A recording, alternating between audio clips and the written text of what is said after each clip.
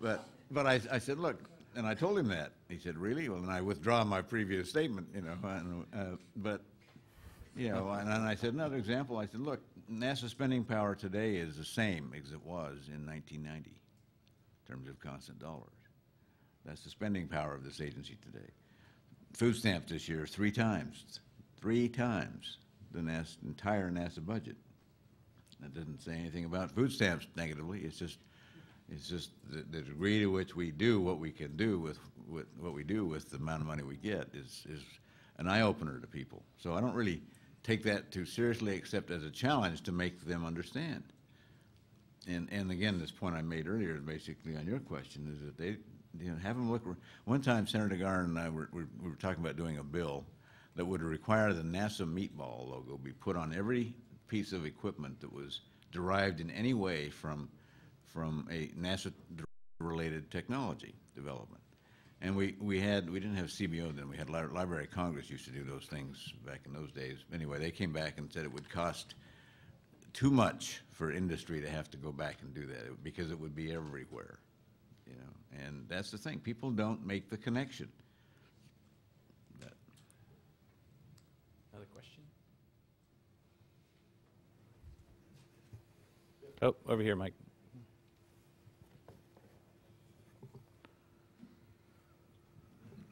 My name is AJ Kutari, president of Astrox Corporation. We are all here because we want to obviously increase the space transportation and all the activities related to space transportation, et cetera. Which means, you know, more launches, et cetera, all those things.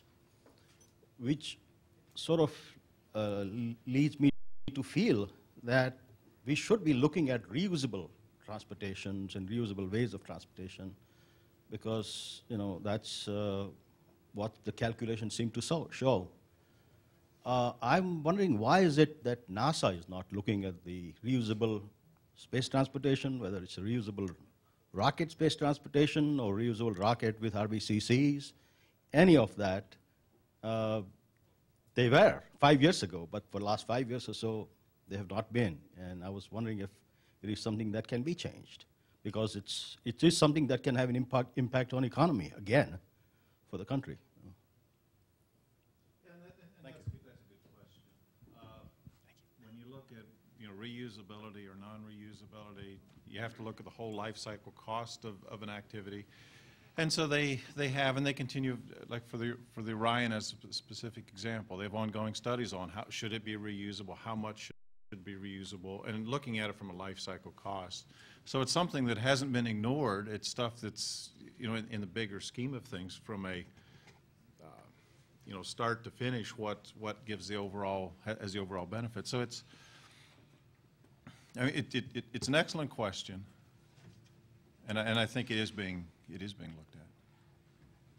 Just take heart that the commercial world is going reusable. I mean, NASA works under a different set of constraints than the commercial world does. And if cost really, really, really mattered, they would probably go reusable at some point. But I mean, they have huge payloads to send up, and so they're making the decisions that make sense to them. I do not mean to say that reusable transportation is something that should be considered for the constellation or for going to the moon or anything like that. I'm really specifically talking about low Earth orbit, which is what this meeting is about. Yeah. And for that, I guess at least the calculations that we have done, I've done, Air Force, no, everybody else has done, I mean, show a good potential benefit of reusable, totally reusable, or hybrid sort of transportation with, I mean, Air Force is looking at it, the FAST program. Yeah. Why isn't NASA also contributing to that, let's say? Yeah, no, and again, that's, you know, that's an excellent question, and you know, I'm not sure how best to address it. When you look at, are we looking strictly at a you know, LEO operation or going to the moon? If you look at, you know, as was mentioned earlier, the constellation system looking to go beyond just LEO. So do you break up multiple systems? The aeronautic or the Aero group within NASA, I'm not an expert on that, so I'd have to defer to them on exactly what all they're looking at. You know, again, it's a good question. Can I just say, For 5 years, though, the 5 years you're talking about, NASA had its answer for LEO, and that was just to use it as little as possible and get on to beyond. I mean, they weren't really looking for an answer for LEO. That's my view. They didn't have one. I mean, their answer was stop shuttle, put the money over on Constellation, go to the moon. It was only after we started complaining more about the gap, they said, well, wait a minute. So Orion can do shuttle, or can do station, you know. We'll have it available to do station work by 2014, 2015. Oh, by the way, we won't have a station after 2015, but, you know. That came later. They didn't say that then, came later, you know. So, I mean, they just weren't looking at it, frankly, in my opinion. Aaron Osterly from Polyspace. This question is specifically for Chen. You made the comment something along the lines of commercial crew for station is longer term than cargo is. I'm wondering if you can elaborate on that. How much longer term? You're specifically, not, you know, at some point in the future, but you're specifically, why do you see it as longer term? What sort of funding do you see as longer term kind of thing? Well, I think it's longer term because we haven't initiated, you know, that funding stream. Just the dollars aren't there. Folks that we're talking to, you know, I think best estimates are if we got started today, what is it? 2014 is the time frame. So, frankly, I don't see us getting started today, and so that's why I'm saying it's longer term than versus cargo. Not necessarily a knock on the capability or any company to be able to do it. It's just right now they don't have the I guess the resources to get there. We have time for just a few more, maybe one more question.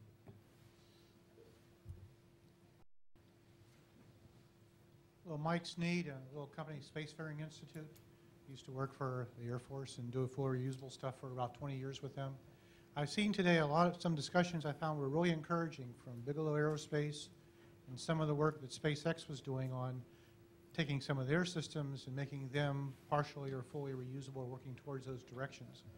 But I keep hearing this consistent theme that while those companies are trying to pull the United States forward into what I believe is a true spacefaring nation, that everything else here in the discussions in this panel tend to try to be constraining it back to NASA and NASA's space transportation needs for its astronauts.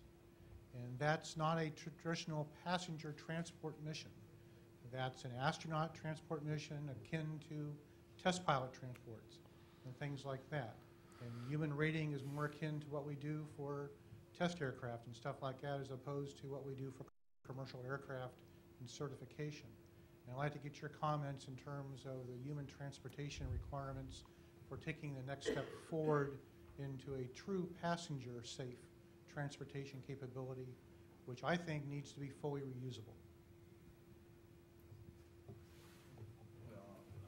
I'll jump in first. Remember, this is a government panel. So naturally, we're not forward-thinking and leaning forward-leaning. I mean, why would you expect anything different? But also, it's not it shouldn't be the government's job to be looking at actually driving a passenger transportation system. We need to enable it.